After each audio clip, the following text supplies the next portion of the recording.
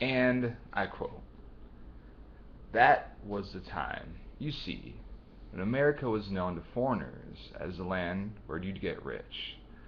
There's gold on the sidewalks. All you have to do is pick it up."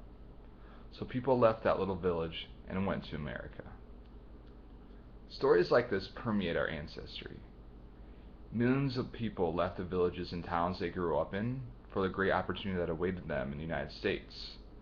It is commonly argued that we are all immigrants. Some are simply more recent than others. Immigration has always been a demanding issue in our nation.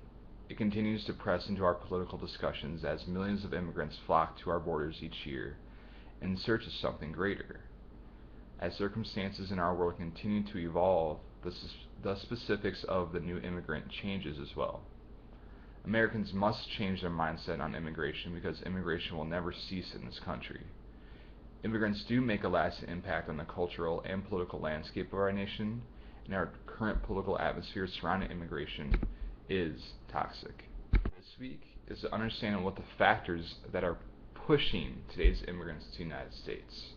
Along with this, we need to examine what the pull factors that immigrants are feeling from the United States. Understanding what pull and push factors are when it comes to immigration. Imagine that you are an object in the middle of two forces. One force is pushing you away from it, like a soccer defender pushing you out of position. Another force is pulling on you in some way, as if there were a rope tied to your waist.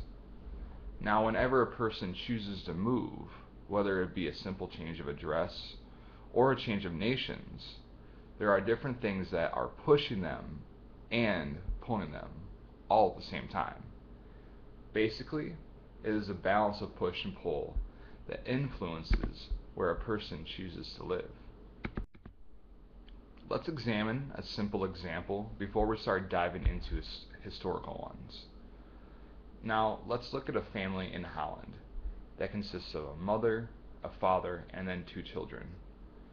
They have been living in an apartment for some time, but recent developments have forced to make this family consider moving. First off, the son has just entered into high school, an age where teens tend to start making more consequential life decisions.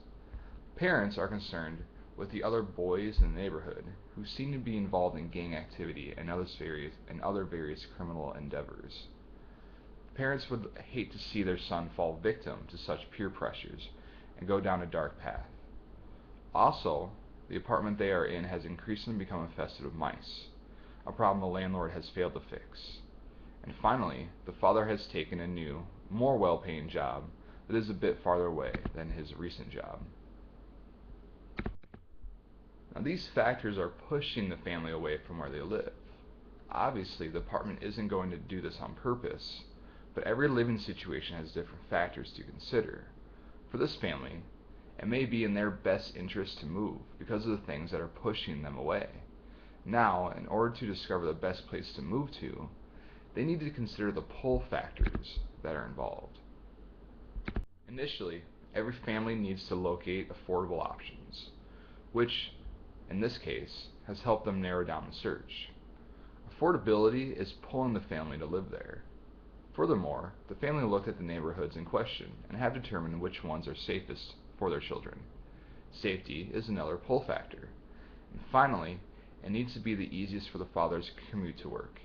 With all these considerations, the family chooses the best option for them, the option that was pulling them the most. Now, obviously, a family may consider hundreds of different things that are both pushing them and pulling them. You may do this the same someday. I will encourage you to examine times when your family has moved and identify the push and pull factors that have been involved. We understand what push and pull factors are. Now, let's examine some historical events that drew large amounts of immigrants to the United States. We will identify the push and pull factors that they faced.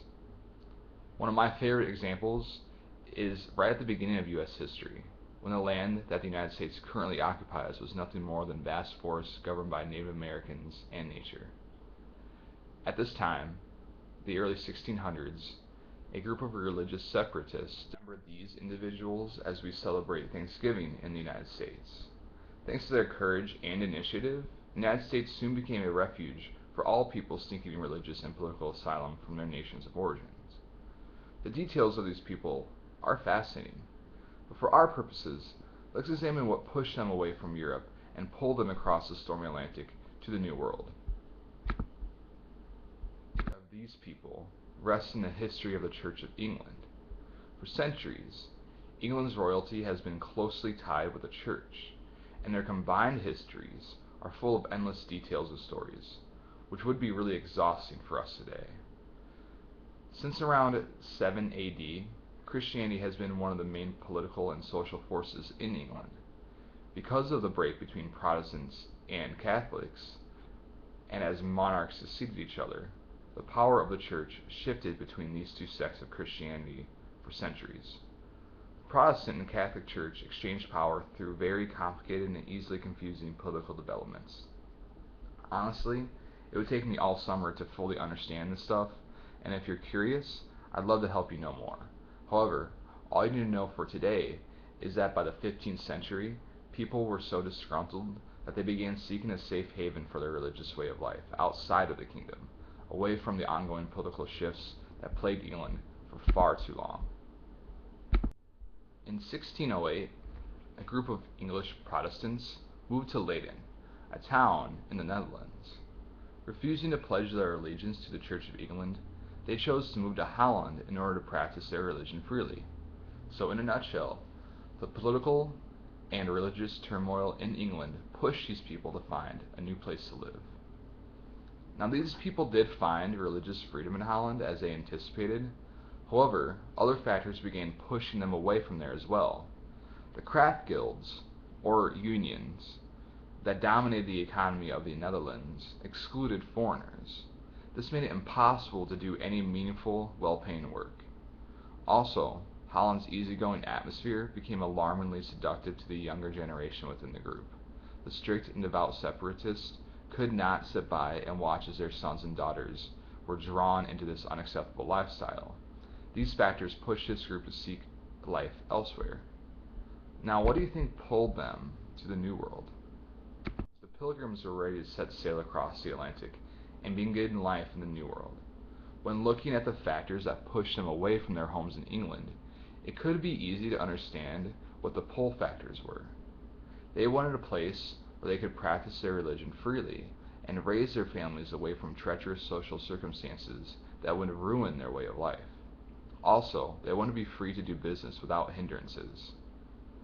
This desire for economic and religious opportunity not only became strong foundations for the nation to come, but they still stand as foundational pull factors for people seeking a place to reside. Your task this week is to properly and thoroughly identify who the modern day pilgrim is. Who are they? Where do they come from? How are they getting here? And most importantly, what is pushing them from their nations of origin? What is pulling them to the United States? Your essay will use multiple resources to explain the nature of immigration today while teaching the reader about push and pull factors involved. I would suggest identifying a specific group of immigrants and focusing on them alone, rather than immigration on the whole world. I've provided a couple of news articles that highlight the topic to help you get started. I expect you to find many different sources, however. This week, you should be focused on fully explaining your ideas and examining the complexity of the issue. I want to hear about what the response from some Americans are when it comes to immigration. Also this week, I'm expecting to see a simple bibliography. We'll talk about this in class. I'm excited to see what you produce this week. Happy researching.